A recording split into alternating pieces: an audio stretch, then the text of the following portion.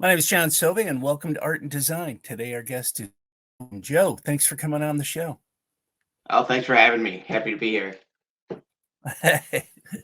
Joe, how did Folktellers get started?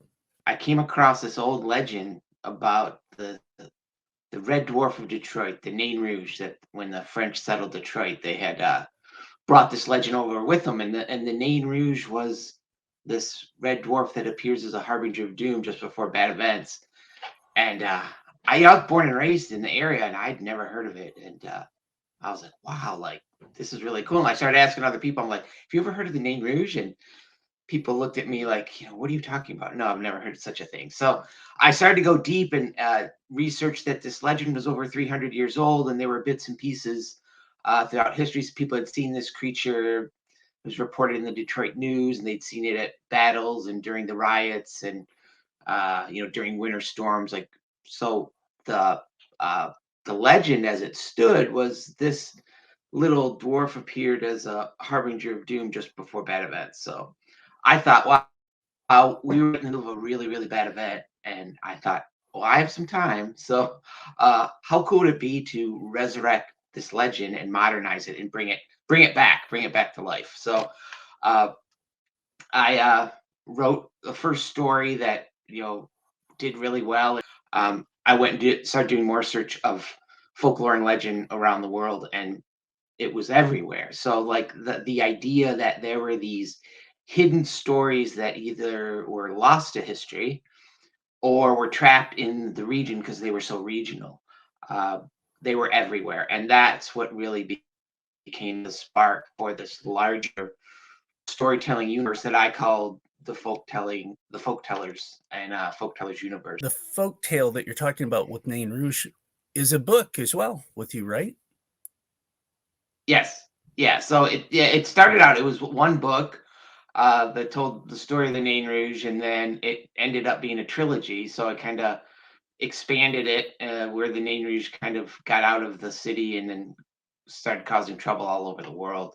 And then that actually became a graphic novel, and then we started looking at uh, film and video and things like that. So that's still in play. But um, yeah, so that's kind of how we all got started. And now I'm my latest series is called Excerpts from an Unknown Guidebook, and it's all about folktellers. And folktellers are people throughout time who travel time and space to tell other people the stories they need to hear to fulfill their destinies. And in this series, there's teenage folktellers.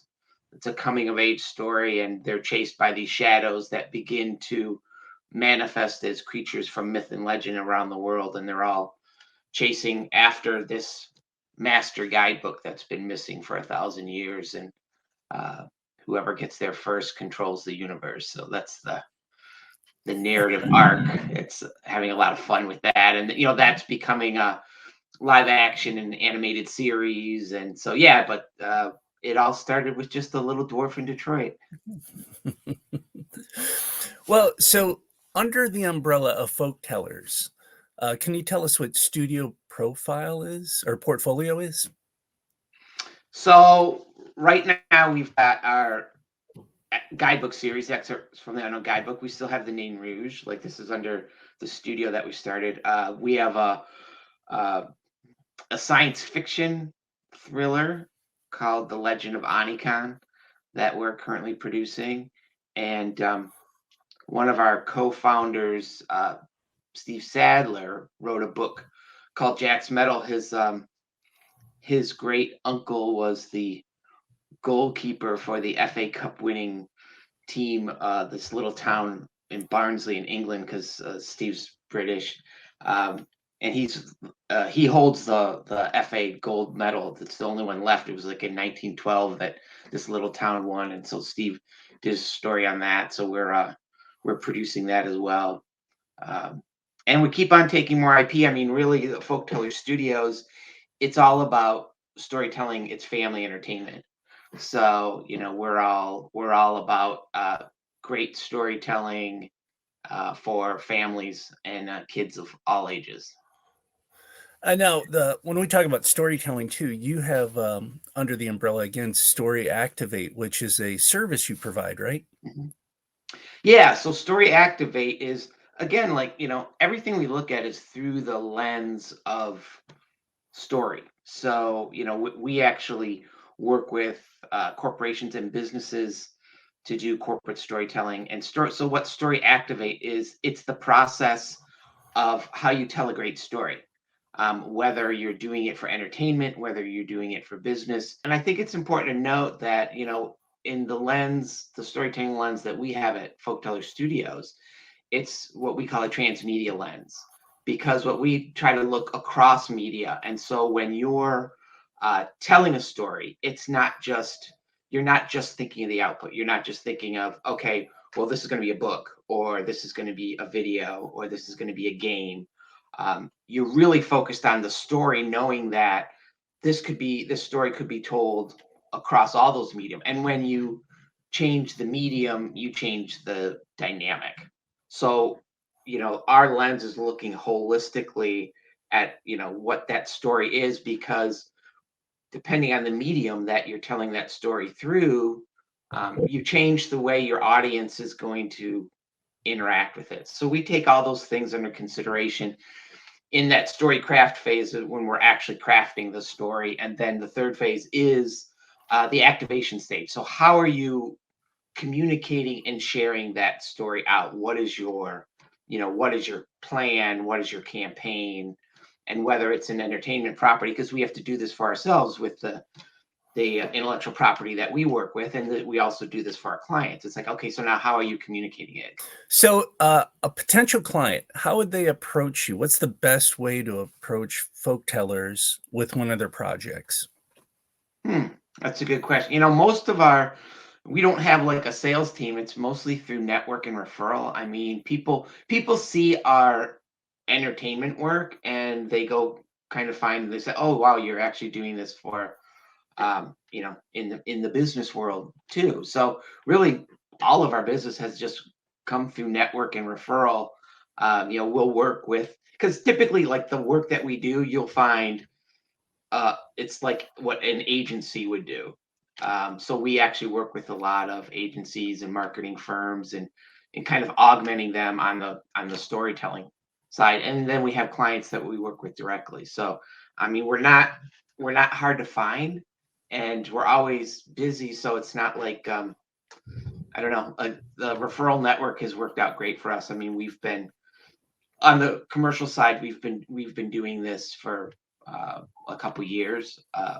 Like I said, my whole background is I've got over 25 years in corporate education training. Steve's, who's our co-founder, his whole background is in tech and in entertainment. So he's got similarly like 25 years in that, and then we've got a whole network of people that we work with um, to kind of bring these things to light.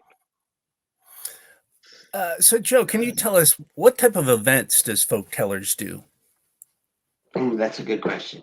It's funny right now, like we're getting into concerts, which I never thought. I mean, it's another music is a huge form of storytelling.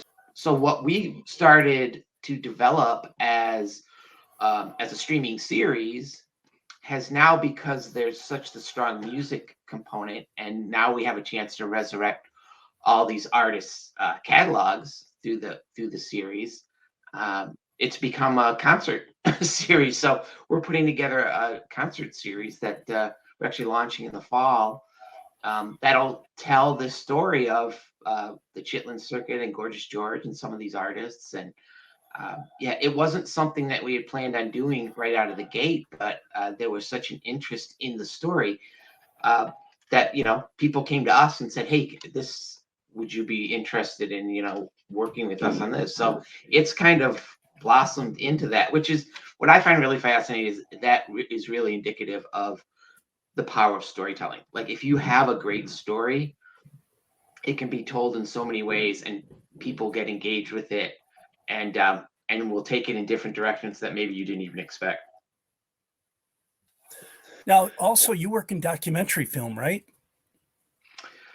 Well, this was actually started as a documentary. Yeah, I mean, Like this, I mean, this whole thing with the Chitlin Circuit is, I guess it is a documentary. I mean, it's definitely non-fiction. I mean, all those stories we're telling are things that really happened. How would an organization approach you about the literacy program? They can contact us on Folktellers Studios. I am Josef with an F at folktellers.com. If anyone wants to reach out and learn about what we're doing in schools or with the literacy program or just some of the projects that we're working on, they can get a hold of me there. Joe, I appreciate everything today. Thanks for coming on the Art and Design Show. And I'm looking forward to future engagements with you and projects that Folktellers has going on.